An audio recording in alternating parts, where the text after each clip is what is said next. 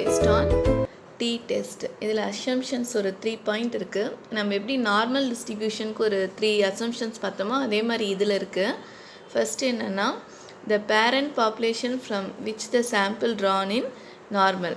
Same wise நம்ம parent பாப்புலேஷன்லேருந்து எடுக்கிற சாம்பிள் வந்து நார்மலாக இருக்கணும், நார்மல் டிஸ்ட்ரிபியூஷனாக இருக்கணும். Also the population standard deviation is unknown. Population standard deviation நீங்கள் கொஷினில் தந்திருக்கக்கூடாது, ஆனால் அந்த ப்ரீவியஸில் வந்து வேரியன்ஸ் வந்து தந்திருக்கலாம்னு பார்த்தோம் நார்மல் டிஸ்ட்ரிபியூஷனில். ரீகால் பண்ணிக்கோங்க. இந்த டி டெஸ்ட்டை பொறுத்த வரைக்கும் sample size is less than 30 இருக்கணும். இந்த டெஸ்ட்டு பேஸ்ட் ஆன் டி டெஸ்ட்டில் ஒரு 3 ஹெட்டிங்ஸ் பார்க்க போகிறோம். T test for single mean, T test for difference between means, paired T test for difference between means. இந்த 3 டாபிக் தான் பார்க்க போகிறோம். ஃபஸ்ட்டு வந்து T test for single mean பார்க்கலாம். இதில் வந்து நல் ஹைப்போதிசிஸ் என்னென்னா 2 வேல கன்சிடர் பண்ணலாம். ஃபர்ஸ்ட் ஒன் வந்து there is no significant difference between the sample mean and population mean அப்படின்னு ஒரு பாயிண்ட் எடுக்கலாம். Otherwise the sample mean has been drawn from the population mean mu.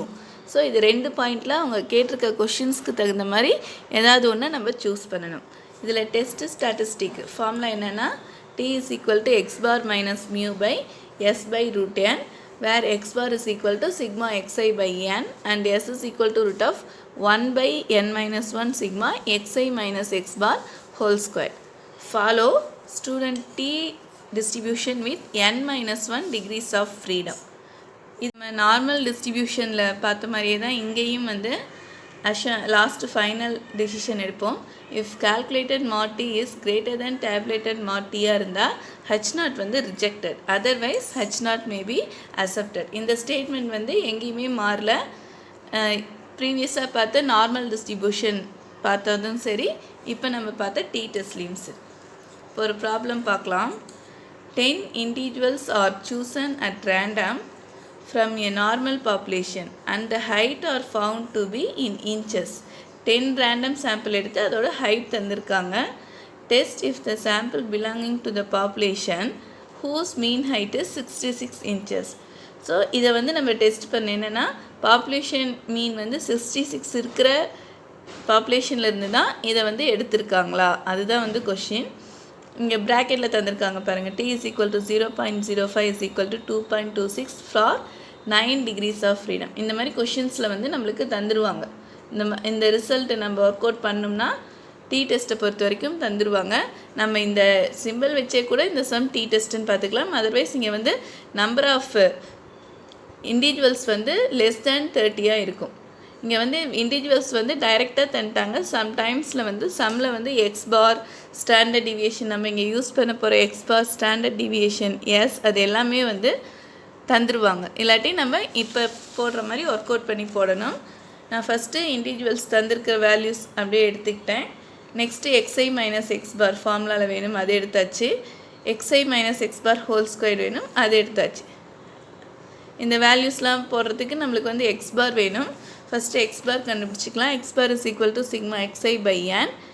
Sigma xi வந்து 678 இந்த some பொறுத்த வரைக்கும். So 678 by இங்கே எத்தனை நம்பர்ஸ் தந்திருக்காங்க, 10 1 2 3 4 அப்படி கவுண்ட் பண்ணோன்னா 10 வேல்யூஸ் இருக்குது. So n is equal to 10. Next S ஃபார்முலாவில் போட்டு எஸ் வேல்யூ ஃபைண்ட் பண்ணிக்கிறோம்.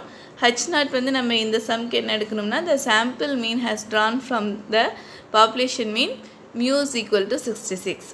இதை தான் நம்ம வந்து இங்கே h0 எடுத்துக்கிட்டு டெஸ்ட்டு ஸ்டாட்டிஸ்டிக் ஒர்க் அவுட் பண்ணுறோம். we get 1.8904. next degrees of freedom is equal to n minus 1. find பண்ணோன்னா we get 9. calculated value tabulated value compare பண்ணோம்னா we get calculated mod z is less than tabulated mod z, therefore h0 is accepted னு complete பண்ணுறோம். இதே மாதிரி இன்னொரு some question தந்திருக்கேன், also hint தந்திருக்கேன், நீங்கள் work out பண்ணி பாருங்கள். செகண்ட் சம் பார்க்கலாம். A random sample of 16 values from a normal population shown has mean of 41.5 inches and the sum of square of deviations from this mean equal to 135 square inches. Show that the assumption of mean of 43.5 inches for the population is not reasonable. That is இங்கே என்ன தந்திருக்காங்கன்னா n is equal to 16 தந்திருக்காங்க. Population mean x bar is equal to 41.5 தந்திருக்காங்க. Also the sum of square of deviation from this mean அப்படின்னா sigma xi minus X bar whole square. இதுதான் வந்து சம்னா sigma square of டீவியேஷன்னா எக்ஸ்ஐக்கும் x பார்க்கும் உள்ள டிஃப்ரென்ஸ். இதோட எக்ஸ்பேன்ஷன்லாம் நம்ம வந்து லோயர் கிளாஸஸில் படிச்சிருப்போம். நான் உங்களுக்கு ஃபார்முலாஸ் மாதிரி இது எல்லாமே நான் வந்து தரேன். நெக்ஸ்ட்டு அப்கமிங் வீடியோஸில் நீங்கள் அதையும் படிச்சுக்கோங்க. So the sum of square of deviation from the மீன்னா இதுதான் sigma xi minus X bar whole square.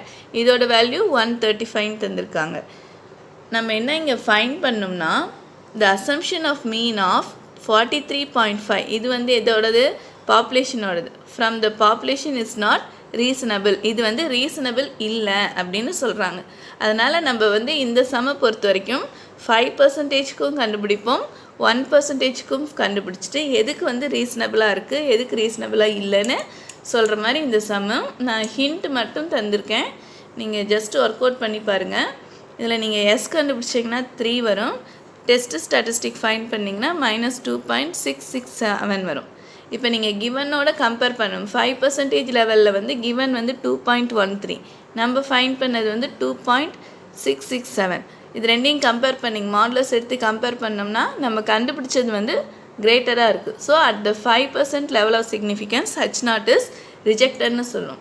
Next 1%ல் பார்த்தீங்கன்னா நம்ம கண்டுபிடிச்சிருக்கிறது வந்து மாடுலஸ் 2.667 வருது. ஆனால் அவங்க தந்திருக்கிறது வந்து 2.97. அவங்க தந்திருக்கிறது தான் வந்து கிரேட்டராக இருக்குது. ஸோ இதில் இந்த அட் 1% லெவல் ஆஃப் சிக்னிஃபிகன்ஸில் வந்து H0 வந்து அக்செப்டன்ஸாக இருக்குது.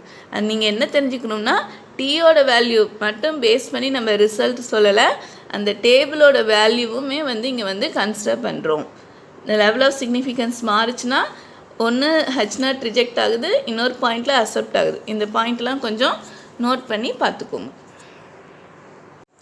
Next point t test for difference of means. இதில் null hypothesis there is no டிஃப்ரென்ஸ்ன்னு தான் எடுப்போம். அதனால் μ1 இஸ் ஈக்குவல் டு μ2ன்னு எடுத்துக்கிறோம். டெஸ்ட் ஸ்டாட்டிஸ்டிக்கு ஃபார்முலா என்னென்னா t is equal to x bar difference y bar. இது என்னென்னா ரெண்டுக்கும் உள்ள டிஃப்ரென்ஸ் தான் கன்சிடர் பண்ணுவோம். அதோட சைனை வந்து இங்கே கன்சிடர் பண்ணுறதில்ல.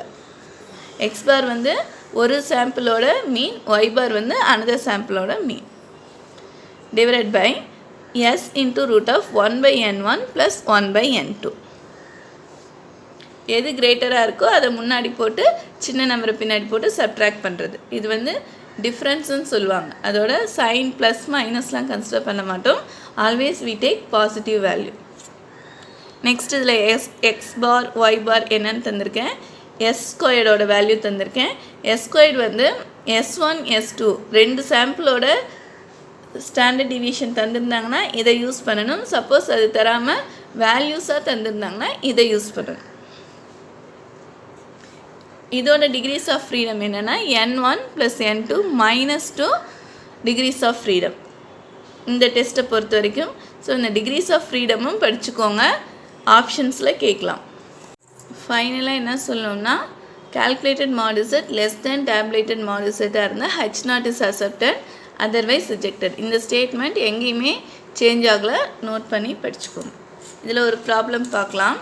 இதில் the following data related to heights of two different varieties of wheat plants, variety 1, variety 2, test the null hypothesis that the mean height of plants of both variety are same.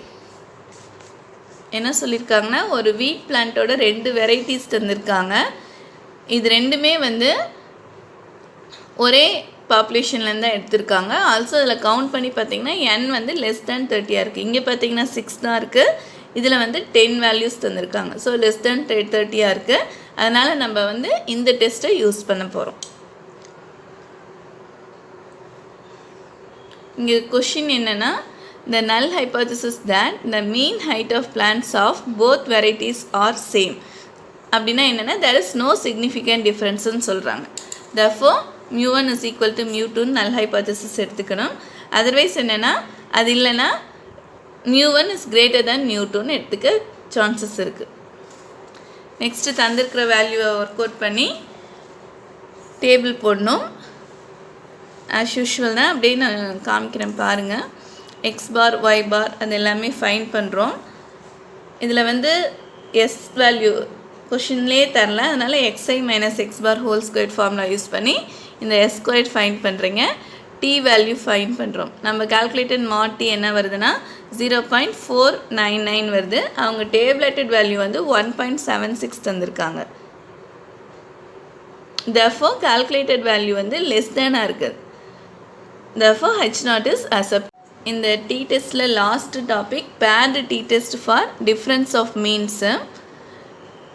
இதில் என்னென்னா paired T டெஸ்ட்னா என்னென்னா if the size of 2 samples is the same to n, நம்ம எடுக்கிற சாம்பிளோட size ரெண்டுமே ஈக்குவலாக இருக்குது அப்படின்னா இதை வந்து பேர்டு டி டெஸ்ட்டுன்னு சொல்லுவோம். அதை வந்து இப்படி கூட எழுதலாம், xi minus yi corresponding to the same ith sample யூனிட்னு சொல்லலாம். இந்த மாதிரி இருந்துச்சுன்னா H0 சேம் வைஸ் டிஃப்ரென்ஸ்னாவே there is no significance difference தான் H0ன்னு எடுப்போம். டெஸ்ட் ஸ்டாட்டிஸ்டிக் ஃபார்ம்லாம் நோட் பண்ணிக்கோங்க. ஆல்சோ இதில் 2 பாயிண்ட் இருக்குது. இல்லை சிக்மா டிஐ வந்து லெஸ் தென் 0வாக இருந்துச்சுன்னா நம்ம வந்து மாட்லஸ் டிஐ பார் கன்சிடர் பண்ணுவோம். நெக்ஸ்ட் ஒரு important point, this test is generally one tailed டெஸ்ட்டாக தான் இருக்கும். தட் இஸ் H1 வந்து μ1 greater than μ2வாக இருக்கும், or H1 is μ1 less than μ2வாக இருக்கும். இந்த last as usual calculated mod set less than tabulated mod செட்டாக இருந்தால் H0 accepted, அதர்வைஸ் H0 ரிஜெக்டட்னு சொல்லும். இதில் ஒரே ஒரு சம் பார்த்துட்டு இந்த வீடியோ கம்ப்ளீட் பண்ணலாம். கொஷின் என்னென்னா memory capacity of 8 students were tested before and after training. Stated 5% of level of significance the training was effective from the following scores. ஒரு 8 ஸ்டூடெண்ட்ஸோட memory capacity வந்து செக் பண்ணுறாங்க ஒரு ட்ரைனிங்க்கு பிஃபோரும் ஆஃப்டரும். ஸோ அங்கே table value தந்திருக்காங்க. இதை வந்து 5% லெவல் சிக்னிஃபிகன்ஸில் இந்த டெஸ்ட்னால ஏதாவது எஃபெக்டிவ் இருக்கா அப்படின்னு நம்ம செக் பண்ண சொல்கிறாங்க. நான் அவங்க தந்திருக்கிற வேல்யூஸ் பேஸ் பண்ணி டேபிள் போட்டிருக்கேன். H0 வந்து தேர் இஸ் நோ சிக்னிஃபிகன்ஸ் டிஃப்ரென்ஸ்னு எடுப்போம். H1 வந்து நம்மளுக்கு தெரியும் ஒரு ட்ரைனிங்க்கு அப்புறம் வந்து கிரேட்டராக தான் இருக்கணும், அதனால் μ1 இஸ் கிரேட்டர் தேன் μ2ன்னு எடுக்கிறோம். μ1 வந்து பிஃபோர் ட்ரைனிங், μ2 வந்து ஆஃப்டர் ட்ரைனிங். அந்த மீனோட வேல்யூன்னு நோட் பண்ணியிருக்கோம். டேபிள் வேல்யூ வச்சு ஒர்க் அவுட் பண்ணுறோம். we get modulus t is equal to 4.32. So tabulated value பார்த்தீங்கன்னா 1.90ன்னு தந்திருக்காங்க. அதை விட calculated வேல்யூ வந்து கிரேட்டராக இருக்குது. therefore H0 is rejected. H0 is rejectedனா என்னென்னா difference there is significance difference இருக்குது அப்படின்னு. அப்போ நம்ம H1 நம்ம என்ன எடுத்திருக்கோம், H0 வந்து ஈக்குவலாக இல்லைங்கிறது வந்து ரிஜெக்ட் ஆகிருக்கு. அப்போ H1 என்ன எடுத்திருக்கோம்னா ஆஃப்டர் ட்ரைனிங் இஸ் எஃபெக்டிவ்னு தான் H1 எடுத்திருக்கோம். therefore ரிசல்ட் வந்து ட்ரைனிங் வேர் எஃபெக்டிவ்னு கம்ப்ளீட் பண்ணுறோம். தேங்க்யூ ஃபார் வாட்சிங்.